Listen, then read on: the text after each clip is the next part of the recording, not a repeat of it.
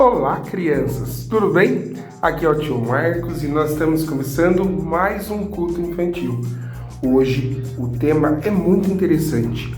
Hoje nós vamos falar um pouquinho sobre obediência. Minha pergunta para você é: você obedece o papai e a mamãe? Os avós, a professora, as tias lá na igreja, você obedece? Hoje nós vamos aprender que obedecer sempre é o melhor. Às vezes, parece que não é muito legal obedecer, mas eu te garanto, e hoje ao longo do culto nós vamos ver que obedecer sempre é o melhor. Vamos orar? Querido Deus, eu te agradeço pelo dia que está começando, pelo culto infantil que vamos ter. Abençoe cada tia, cada louvor que vamos ouvir e tudo que for falado. Nós te pedimos e desde já te agradecemos. Em nome de Jesus, amém. Vamos lá? Bom culto!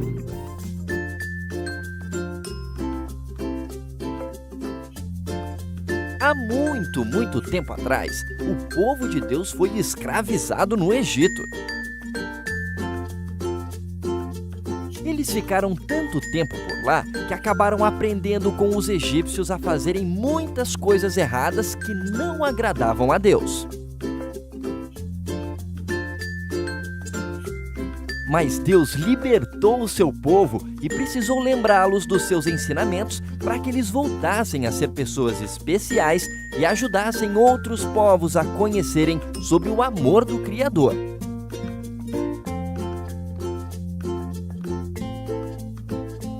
Deus então deu a Moisés a sua lei e as escreveu com o seu próprio dedo em 2 tábuas de pedra, para que o povo percebesse o seu pecado e também que Deus os amava muito. Essa lei é conhecida como os 10 Mandamentos e diz assim: 1. Não tenham outros deuses além de mim. Eu sou o Deus de vocês e não existe outro ser divino que os ame. 2. Não façam imagens de barro, pedra ou qualquer outro material para adorar ou venerar. Isso é idolatria. 3. Não falem o meu nome em xingamentos ou brincadeiras. Sejam reverentes com o Criador e Salvador de vocês. 4. O dia de sábado é santo, separado dos demais dias. Trabalhem, estudem e façam tudo o que é do interesse de vocês em 6 dias. Mas descansem no 7º, porque eu abençoei e separei esse dia para termos um encontro especial, vocês e eu. 5. Honrem ao pai e à mãe de vocês e os respeitem. Aqueles que fazem isso têm vida longa. 6. Não matem. 7.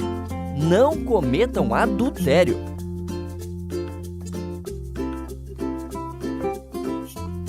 8. Não roubem. 9. Não falem mal de ninguém. 10. Também não fiquem cobiçando o que é dos outros, nem seus bens materiais, nem a sua esposa ou marido, nada do que for de outra pessoa. Deus escreveu estes mandamentos para proteger o povo. É para isso que a lei também serve.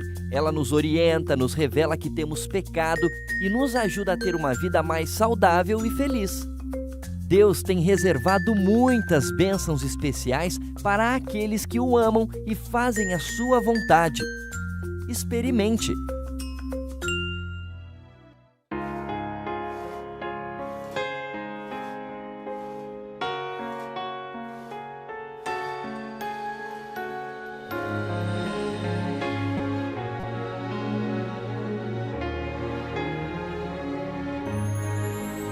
Mesmo quando parece difícil e as pessoas dizem que é impossível, obedecer a Deus é sempre o melhor, pois Ele é fiel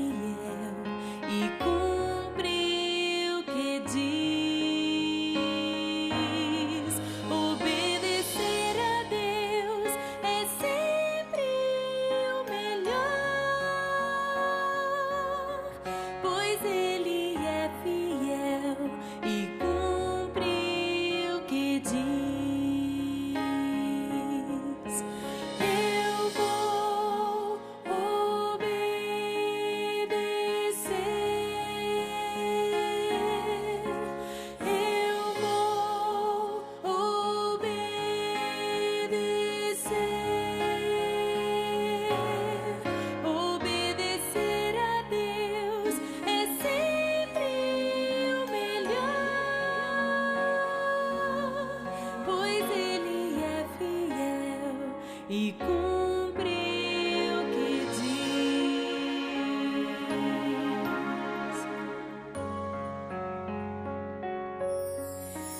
Quando penso, não vou conseguir, dá vontade de parar e desistir. Obedecer a Deus é sempre o melhor, pois Ele é fiel e cumpre o que diz. Obedecer é sempre o melhor, pois Ele é fiel e cumpre o que diz. Eu vou obedecer.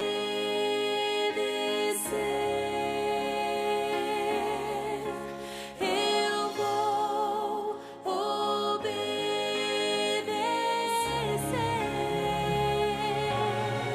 Obedecer a Deus é sempre o melhor, pois Ele é fiel e cumpre o que diz.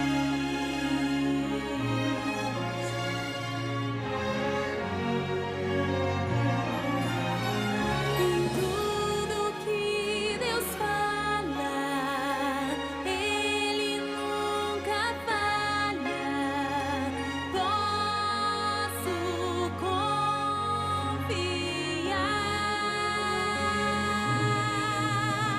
E em meio à tempestade, comigo Ele estará. Eu vou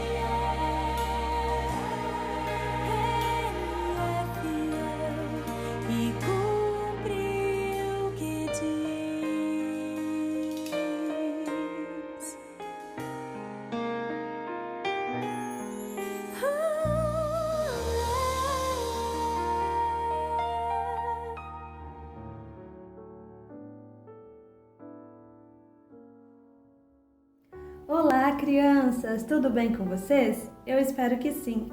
Eu sou a Maria e estou aqui para contar uma história a vocês hoje. Essa história que vou contar, ela é muito interessante e traz um ensinamento muito importante para as nossas vidas. Está preparado para ouvir? Então vamos à história. Era uma vez um homem chamado Gepeto. Ele era solitário, ele vivia sozinho. E ele trabalhava com madeira, sabe? Ele esculpia alguns bonecos de madeira. Uma vez ele usou um pedaço de madeira e confeccionou, ele fez um boneco com aquela madeira. E ele suspirou: "Ah, quem me dera esse boneco pudesse ser meu filho." Imaginem só, aquele boneco então ganhou vida. Gepeto ficou muito feliz e ele festejou. Deu o nome para aquele boneco de Pinóquio. Aquele boneco então começou a ser chamado de Pinóquio. Claro, assim como todas as crianças, ele iria aprender muitas coisas. E Gepeto, como trabalhava também, ele pensou que seria importante Pinóquio ir à escola, não é mesmo? Tudo bem. Então Pinóquio iria começar a ir para a escola. Gepeto entregou para ele algumas moedinhas. Gepeto não era um homem muito rico. Ele precisava comprar alguns materiais para estudar. Então, o Pinóquio foi para a escola. Só que no caminho da escola ele encontrou algo que chamou a atenção dele. O que será que ele encontrou? Ele viu um espetáculo com bonecos de madeira. E é claro, Pinóquio queria assistir. Ele chegou então, sabe aquele dinheirinho que Gepeto deu para ele comprar os materiais? Pois é, ele usou para a entrada do espetáculo. E ali ele se divertiu, ele assistiu, mas quando o dono daquele espetáculo viu um boneco diferente, que andava, que falava e que também era feito de madeira, é claro que ele queria junto com o seu espetáculo. Então ele fez um plano, pegou o Pinóquio e o prendeu. Mas observe só, Pinóquio, ele recebeu, quando ele também recebeu a vida, ele recebeu um grilo falante. Esse grilo falante era a consciência dele, que o ajudava a pensar direito em cada ação que ele fosse ter. E esse grilo ajudou ele a escapar daquele lugar. Foi uma ótima oportunidade para Pinóquio, a oportunidade de se arrepender e não fazer de novo. Então Pinóquio voltou para casa e estava pensando no que falar para Gepeto, porque ele gastou todo o dinheiro. Enquanto ele pensava, ele falava: eu vou dizer que há alguns meninos que acabou batendo em mim, pegando meu dinheiro, e o nariz dele ia crescendo, porque era mentira, não era verdade não. Gepeto acreditou. Mais uma vez, ele deu as moedinhas para Pinóquio para ir para a escola e comprar os materiais. Pinóquio estava decidido a ir. Ele foi, porém, ele viu agora outra coisa muito interessante para ele. Muitas crianças estavam indo em direção a um parque que tinha chegado. E as crianças estavam indo, Pinóquio foi com elas. Sabe o dinheiro que Gepeto deu? Pois é, mais uma vez ele usou o dinheiro para a entrada do parque agora. E ele se divertiu muito, brincou em vários brinquedos, mas uma coisa aconteceu. Enquanto eles iam brincando, todas as crianças ia crescendo orelhas de burro, ia crescendo um focinho de burro e as crianças se transformavam em burrinhos. E esses burrinhos, o dono daquele parque utilizava todos como escravo para carregar as coisas para ele. Pinóquio ficou muito triste, pois tinha desobedecido mais uma vez Gepeto. Agora, o grilo falante não conseguiu ajudar a Pinóquio, então eles chamaram a Fadinha Azul. E a Fadinha Azul falou com Pinóquio, ele disse que estava arrependido e triste pelo que fez. Então a Fadinha Azul o libertou. Só que Pinóquio demorou muito tempo para chegar em casa. Gepeto ficou preocupado e foi procurar ele na cidade. Procurou em um lugar, não achou, procurou em outro lugar, também não achou, e ele ficou muito preocupado. Ele foi então para a praia que tinha ali, pegou um barquinho, entrou e começou a remar para ver se encontrava Pinóquio em algum lugar. Mas veio uma baleia que abriu a boca e nham, engoliu Gepeto e o barquinho. Pinóquio, depois de ter sido liberto, voltou para a casa do Gepeto. Só que não encontrou Gepeto também. Então ele decidiu procurar na cidade. Procurou de um lado, procurou de outro, não encontrou. O que o Pinóquio fez foi também para a praia. Pegou um barquinho que tinha, começou a remar em direção para ver se encontrava Gepeto em algum lugar. Outra vez, essa baleia veio, abriu a boca e nham, engoliu agora o Pinóquio, engoliu também o grilo falante. E lá, dentro da barriga da baleia, ele encontrou quem? O Gepeto. Falou então com Gepeto que estava arrependido do que fez, de ter sido desobediente, de não ter cumprido com a palavra dele de pegar o dinheiro e usar para comprar os materiais. Ao invés disso, ele viu que toda vez que ele desobedeceu, acontecia alguma consequência com ele. Ele ficou preso quando o homem dos bonecos de madeira queria capturá-lo. Ele também ficou preso e seria escravo daquele homem, o dono do parque, que fez ele virar um burrinho. Ele viu que todas aquelas atitudes estavam erradas. Ele pediu desculpa. E nisso, nessa conversa, ele percebeu que ali tinha uns pedaços de madeira que era do barco. Sabe o que ele fez? Juntou as madeiras e colocou fogo. A baleia começou a sentir aquela fumaça dentro dela e deu uma vontade muito grande de espirrar. Quando ela espirrou, o Pinóquio, o Gepeto, os pedaços de madeira, o grilo falante foram todos parar na praia. E olhem só, agora eles estavam libertos. A fadinha azul apareceu outra vez e disse que o Pinóquio, por todo aquele tempo, ele desobedeceu Gepeto. Mas ele teve uma atitude muito importante, que foi de pedir perdão por ter desobedecido. E também de se arrepender pelo que ele fez. Então, ela tocou no Pinóquio e ele se transformou em um menino de verdade. Agora, Gepeto tinha um filho, um menino de verdade. Pim, pim, pim, pim, a história chegou ao fim. Bom, a história chegou ao fim, mas o ensinamento que nós temos é para a vida toda. Pinóquio desobedeceu Gepeto 2 vezes e utilizou para entrar no parque, utilizou para assistir o espetáculo. Essas 2 vezes que Pinóquio fez isso, ele recebeu uma consequência, porque nas nossas vidas terá consequências. Se for uma atitude boa, a consequência será boa. Se for uma atitude ruim, a consequência será ruim também. Observe então que quando Pinóquio percebeu que o que ele fez quando desobedeceu ao Gepeto foi levá-lo a consequências ruins, ele se arrependeu e pediu perdão. É isso que acontece nas nossas vidas também. Se nós nos arrependermos de ter desobedecido o papai, de ter desobedecido a mamãe, de ter desobedecido a professora ou alguma outra pessoa que está sendo responsável por você, às vezes as consequências que você vai sofrer não será muito boa não. Mas se nós nos arrependermos, arrepender é não querer fazer novamente. É claro que o papai, a mamãe, o titio, a titia vai nos perdoar, porque eles nos amam. E Deus da mesma forma nos ama e Ele quer realmente que nós sigamos o melhor caminho, não é mesmo?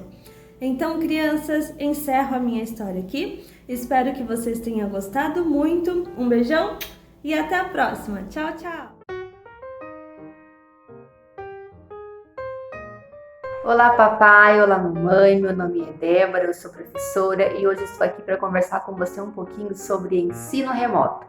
Bom, nesse vídeo eu quero dar ajuda, eu tenho recebido algumas mães com muitas dificuldades aí com o ensino remoto, especialmente com as crianças que não têm aula online, mas recebem aí a apostilinha, né, as folhinhas que ela tem que fazer e cumprir durante a semana. Eu vou dar umas dicas bem óbvias para você, mas eu acredito muito que aquilo que é óbvio também precisa ser falado. Se você seguir essas dicas direitinho, com consistência e firmeza, parte dos seus problemas vão estar resolvidos. Então, papelzinho na mão, bora anotar essas dicas que são muito boas. A primeira dica é rotina. Sim, rotina. A rotina ela é fundamental para o aprendizado dessa criança.